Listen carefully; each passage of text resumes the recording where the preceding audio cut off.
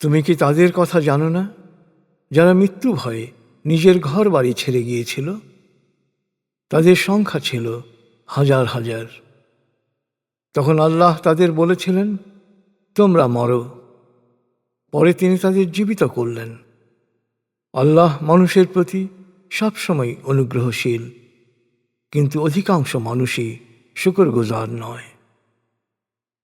অতএব হে বিশ্বাসীগণ, তোমরা আল্লাহর পথে সর্বাত্মক সংগ্রাম করো। জেনে রেখো, নিশ্চয়ই আল্লাহ সব শোনেন, সব জানেন। তোমাদের মধ্যে কে আল্লাহকে কর্জে হাসানা অর্থাৎ উত্তম ঋণ দেবে? আল্লাহ বহুগুণ প্রবৃদ্ধি সহ তা ফেরত দেবেন। আল্লাহই মানুষের রিজিক বা জীবন উপকরণ কমান এবং বাড়ান। তোমাদেরকে তার কাছেই ফিরে যেতে হবে। তুমি কি জানো না মুসার পরবর্তী বনী ইসরাইলের গোত্রপতিদের কথা? তারা নিজেদের নবীকে বলেছিল, আমাদের জন্য একজন বাদশা নিযুক্ত করো, যেন আমরা আল্লাহর পথে লড়াই করতে পারি।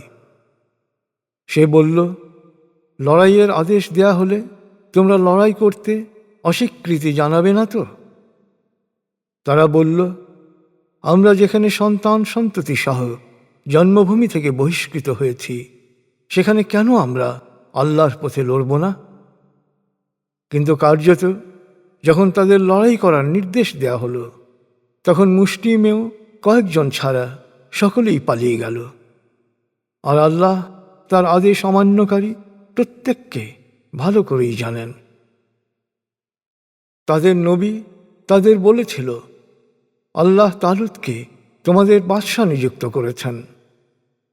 তারা বলল, আমরা রাজত্ব করার বেশি যোগ্য, আর সে তো সাধারণ, তার তো তেমন ধন সম্পত্তি নেই, সে কিভাবে আমাদের ওপর কর্তৃত্ব করবে?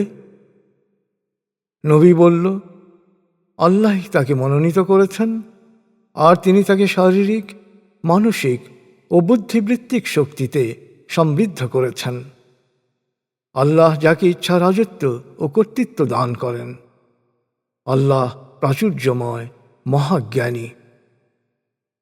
তাদের নবী তাদের বলেছিল, আল্লাহ তাকে বাদশা নিযুক্ত করার নিদর্শন হচ্ছে তোমাদের কাছে সেই তাবুত, সিন্দুক বা হৃদয় ফিরে আসবে, যাতে পাবে অন্তরের প্রশান্তি, এবং মূসা ও হারুনের বংশধরদের রেখে যাওয়া উত্তরাধিকারের ভগ্নাংশ। আর ফেরেশতারা তা বয়ে নিয়ে আসবে। যদি সত্য বিশ্বাসী হও, নিশ্চয়ই তোমাদের জন্যে এতে রয়েছে উজ্জ্বল নিদর্শন। তারপর তালুত যখন সেনাদল নিয়ে অভিযানে বের হল, তখন সে বলল, আল্লাহ এক নদী দিয়ে তোমাদের বিশ্বাসের পরীক্ষা করবেন।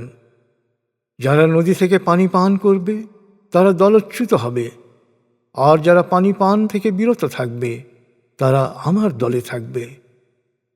অবশ্য যারা শুধু এক অঞ্জলি পানি পান করবে তারাও দলভুক্ত থাকবে। কিন্তু যখন তারা নদীর কাছে পৌঁছালো, তখন একটা ছোট দল ছাড়া সবাই আকণ্ঠ পানি পান করল।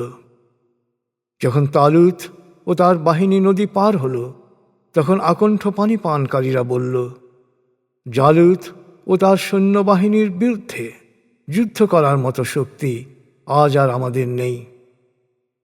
কিন্তু যারা বিশ্বাস করত যে একদিন তাদেরকে আল্লাহর সামনে হাজির হতে হবে, তারা বলল, আল্লাহর অনুগ্রহে একটি ছোট দল একটি বড় দলের ওপর জয়ী হয়েছে। নিশ্চয়ই আল্লাহ ধৈর্যশীলদের সাথে রয়েছেন।